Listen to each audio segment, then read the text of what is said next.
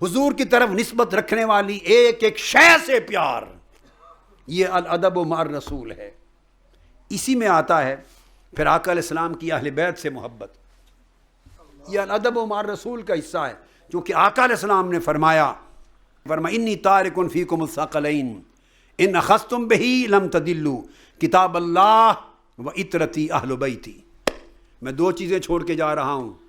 اگر ان دونوں کو دامن تھامو گے کبھی گمراہ نہ ہوگے، ایک اللہ کی کتاب اور ایک میری عطرت و اہل بیت۔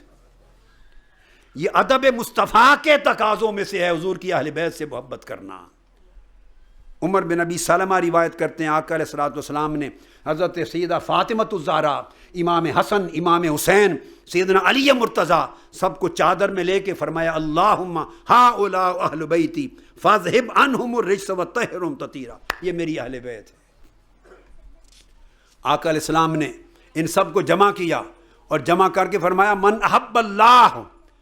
احب اللہ من احب حسنا واحب اللہ من احب حسینا، جو حسن سے محبت کرے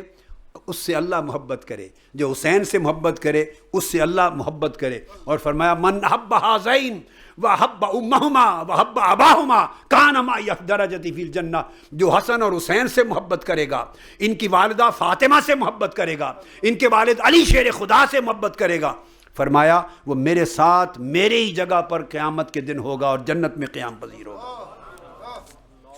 تو گویا حضور کی اہل بیت سے محبت کرنا یہ آقا علیہ الصلوۃ والسلام کے ادب کا حصہ ہے، جس سے حضور نے محبت کی اس سے محبت کرنا محبت رسول کا حصہ ہے، ادب مع الرسول کا حصہ ہے۔